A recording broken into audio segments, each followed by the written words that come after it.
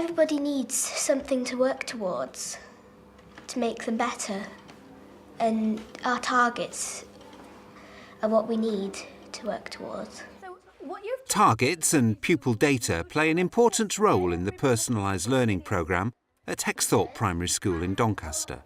Staff meet regularly to discuss a variety of pupil data. I mean, as you know, we've just completed the mid-year assessments. I've been back to every year group and had a discussion with them about standards and variations, and we've looked at different groups, and everyone has given me some documentation which sort of outlines where we are. So perhaps we could look at the documentation from your year group and the data. Was that okay? Yeah. The assessment team meet together to analyse standards across the whole of the school to monitor that data is being used very, very successfully to inform classroom practice and to raise attainment in the classroom. Right, OK, so if we look at our whole school tracking documentation here, so we've highlighted in green the children who have made progress, and we've highlighted in red the children who have stayed the same or actually gone back a level. So when we tracked back, we actually noticed that this person here was 1 point within the 4B, whereas over here it was 1 point away from getting a 4A. Yeah. But what we're doing, we're using this information now to target the lower ability age range and planning accordingly within the classroom. We have a very comprehensive picture of the whole child, and that picture is made up of lots and lots of different kinds of data sets. Not least, it's about observation, it's about discussion. You know, we're looking at children's attitudes towards learning, discussion with other teachers, the results from prior tests and things. And all this data helps us to build up a very broad and wide picture of a child. Year 2 pupils use simple self-assessment techniques to help define their own personalised learning targets. Now, who could tell me what their target is? Oh, look at all them hands up.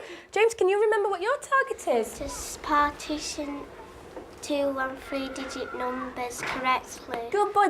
Now then, what I want you to do is I'm going to ask you to be teachers. Now, can you remember when I stick those smiley faces into your book? What do we do if we're marking our work, Emily?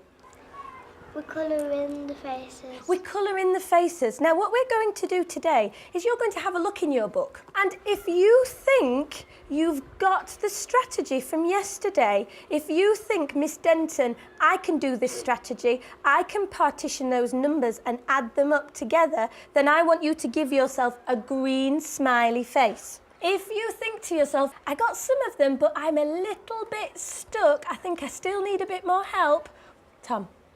The middle. The middle face. Which face are you going to give me if you think, Miss Denton, I'm really stuck, I really need some more help, Layla? The red face. The red face. OK, so first job, you're going to mark your work. You've been told to look at your maths from yesterday, and then if you've got all of them correct, you get a green face. If you've got some of them wrong, then you need a little bit more practice, an amber. If you've got nothing, no clue, a red face. We got them all right. Because look, all of them are on that page. Because we've been helping each other. Well done. Yeah, we've been working as a team. Rather than me taking the books home and marking them, the children actually tell me how they're feeling. So what they do, what you've just seen them do, is some of the children have given me an amber face, some of them have given a green face from yesterday from doing the addition. So now, straight away, before we go into our main activities, I can regroup my children. I can put the children that were thinking, oh, I'm on a bit of an amber, I'm not quite there yet. I know that they're the children that I need to direct my support to. Right, I'd like to explain this some. So what did you have to do? You have to get the 52 to 12. Yep. Yep. Then you have to do 50. So you had to partition those numbers. So tell Ben, 52, how many tens are there? How many tens are there, Ben? I think you might know, Ben. How many tens are there in 52? 5, and 5 tens are? Good boy. What I've planned for the week might actually change according to what the children are telling me that they can do. If they're saying to me, I'm really struggling with addition, I'm using this data to change my planning and saying, OK, we're not going to move on to subtraction this week, we're going to carry on because they're telling me they're struggling with this strategy. It's also feeding into my summative data because, again, the children are telling me what they can't, what they can do, whether they think they've achieved their target, and we use that at the end of the term just to inform our planning. Informal data collected in class is analysed alongside pupils' test results by teachers and support staff from each year group at weekly meetings. We're midway through the year, so we need to have a look and see if we're on target for the end of the year. Debbie, can you just summarise where we are in terms of attainment at the moment? Attainment math, we're doing quite well at the moment, but there is one or two children on the borderline of level 3, level 4, and one of the areas that I've noticed is they're making very simple mistakes with the data handling. So I think we need just a little bit of intervention with a small group on data handling. So to reinforce mental calculations? Yes. The team meeting that we do every week is to collect a variety of data from different sources. It's to gather information from the support staff, from observations, from small group work, from guided reading groups, from intervention strategies that they've been involved in over the period of the week to inform our practice. Data is typically used to identify pupils who may not be achieving their potential. At Hexthorpe, data is also used to push higher achieving pupils. Let's have a look at a couple of children at the higher end of the spectrum that don't seem to be moving. We've got one or two, haven't we, are just sort of making steady progress as such. He's done very well and he has a very good style of writing. But I feel that there's still some more to give. Do you know what I mean? With these, especially with the sentences, to be more descriptive or to more complex sentences. So I think with some of the higher ability children, looking at complex sentences would be a way forward. Maybe we can look at more guided writing for that higher ability group. I'm very much aware of the fact that there could be sensitivities associated with this process. Some teachers may well think this information, this data is being used against them. And I think that it takes some time. You know, you have to build trust in a school community and you have to develop positive relationships and you have to get teachers to see that it is a constructive process. It's not getting at the individual teacher, it's supporting a teacher, it's helping a teacher. And most important, of course, it's ensuring you have good standards in school. I'll take them away and we'll have a look at their test papers and look where their faults, where their mistakes have been made and put together a package where they need their extra support. So from what we found out about the pupils, we will put a target statement together for each child and then we'll develop intervention that will support them. They'll be the ones who've actually looked at their work and seen where their intervention is needed. Small group intervention work is directly related to the targets which the staff meetings have decided using the data. We're going to go through each one of the questions in turn, see whether you got them correct, and if you didn't get them correct, where you made your mistakes. Was it a calculation error? Did you read the question incorrectly? These are the reasons we're looking for, because when it comes to the target box, what we will do is we will go down all the questions, see the reasons why you've lost the mark, and then we will put into place something we can do to support you when we come to doing these types of questions again. With the testing that we've done, we've got a set of summative data, but that summative data is only a base then, so that we can help the children, give them personal targets, and then we can use that formative data to help the children improve. So where have you made your mistake with that?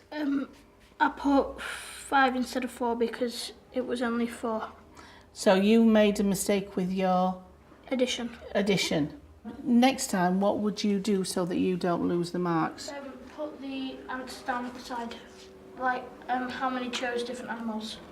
Okay, brilliant. It's sort of competition with yourself to see how good you can be? For the targets, I'd say that they're really good because it can help you learn and go back to what you've made mistakes on and improve on it.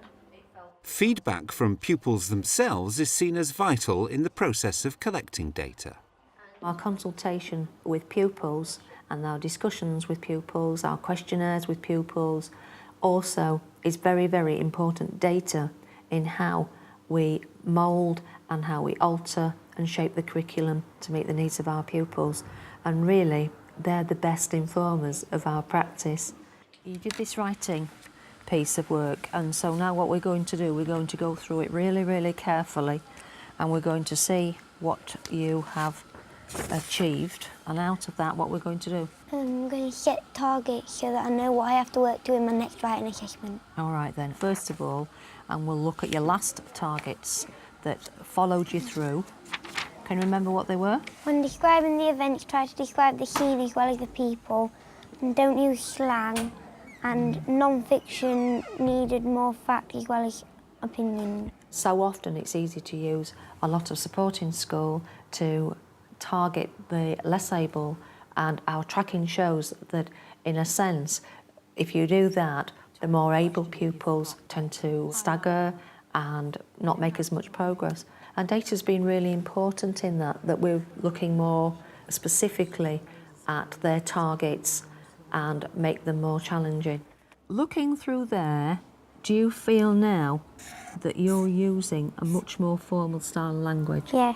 So that's a target that you've got there, haven't you? So Emily, what we're going to do next is we're going to share these targets with Mum so that you can carry on if you wanted to do extra work at home or use the computer, that you know what targets you're working on. As you know, we have these meetings 3 times every year for every parent in school, just to review progress and make sure that things are on track, so that we can discuss any targets that Emily's got, and so that if you want to help her at home, you can do it in different ways. But how do you feel it's going this year? I like swapping from maths and going into a different class so that we do a bit harder work, a bit more challenging, and all the work's a bit more challenging this year than it was last year.